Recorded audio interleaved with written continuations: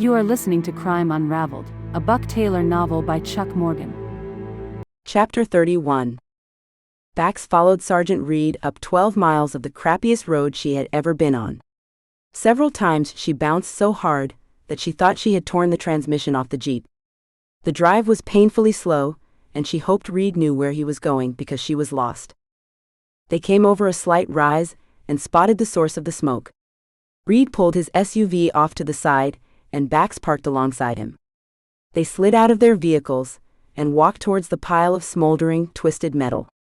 There was little left that could be identified as a car or truck.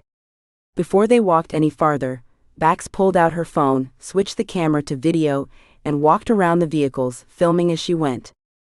She stopped filming and walked around the vehicles. This time, she was looking for anything that didn't belong on or in the scorched soil. Reed did the same thing in the opposite direction. "Nothing," said Bax. "Damn ground is hard as a rock. Not gonna get any useful shoe prints out of this stuff." Reed nodded, turned, walked a few feet away, stopped, leaned over and kneeled. "Bax, come take a look at this." Bax walked over and kneeled next to him. He pointed to a twisted and burned piece of metal.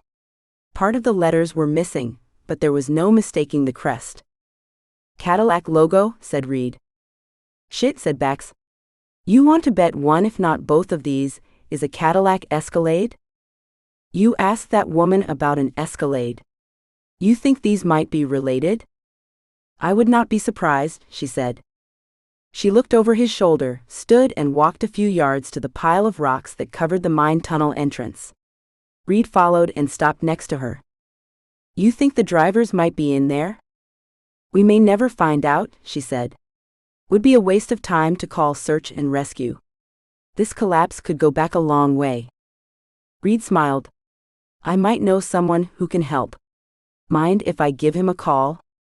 Bax looked at him. "Seriously?" she said. "Go ahead. If your friend can help, I'll authorize the payment." She was intrigued. Reed pulled out his phone, pushed the button and said, "Call George." She could hear the phone ringing on the other end, and a gruff voice said hello. "George, it's Isaac. Gonna need your help with something. It's kind of urgent." Reed listened. "Yeah. That old mine about 12 miles up God Almighty Road. Might have some folks inside." Reed listened, thanked George and hung up. "God Almighty Road," said Bax. "I grew up around here. That road we came in on doesn't have a name, never did. Folks hereabouts call it the God Almighty Road. Bet you said that a couple of times on the way up." Bax laughed. "So who is this George fella?" "George," said Reed. "Well, he's quite a character. Been working round here for as long as anyone can remember. Must be pushing 90 or so. He started out as a miner, now he's our first call when a mine collapses. He's worked more mine collapses than anyone can count. He's sort of an expert. He's got 5 sons, big fellas, and they do all the heavy lifting. If anyone can get into the mine, it's George." "Does he have a business or a company name?" asked Bax. "Don't rightly know. He's listed in my phone as Call George. That's it." "How long are we gonna have to wait for him to get here?" asked Bax. "Told me to give him an hour. He'll be here. No doubt." An hour later, Bax slid out of her Jeep and heard several vehicles grinding their way up the road. She looked up at the slight rise as an old, very old, 1-ton flatbed truck crested the rise.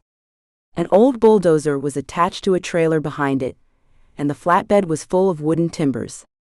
The truck rolled past her, and the elderly black man in the driver's seat tipped his hat towards her. Behind the truck came a newer truck hauling a trailer with more heavy equipment. Bax joined Reed as the first truck parked and the older man climbed down. He shook Reed's hand and introduced himself to Bax. For a frail-looking old man, he had a grip like iron. "Pleased to meet you, ma'am," he said. He pointed over his shoulder. "Them's my boys." Bax looked to where he was pointing. Standing next to the truck were 5 middle-aged black men. She was impressed. These 5 guys could have been a hell of an offensive line for the Denver Broncos. They were all muscle. The old man whistled, and the younger men started hauling equipment off the second truck. George walked over to the cave-in. He held a hammer and tapped on some of the rocks. He must have found the right spot because he leaned in closer and put his ear next to one of the boulders. He tapped again and listened. He stood and looked at Reed. Doesn't sound too deep. Maybe 15-20 feet. We'll get after it. He looked at the twisted metal.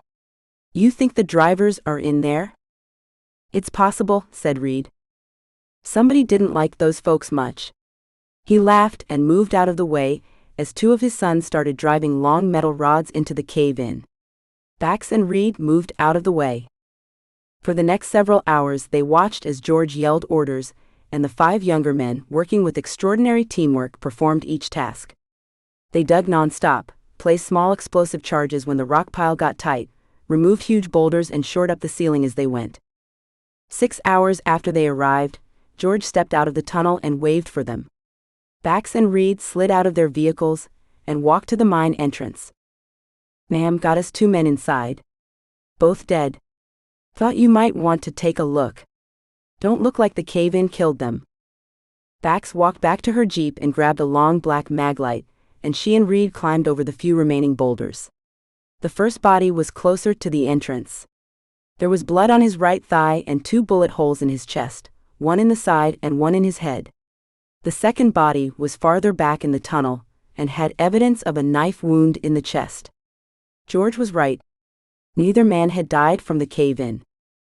Bax asked everyone to step out of the tunnel. She stepped away from the group and pulled out her phone. Since they were closer to Eagle County, she called Sheriff Hartman and asked if he could have his pathologist and forensic team work the site. He told her he'd get his people moving right away and send a couple of deputies up to help secure the site. She disconnected the call and dialed Buck.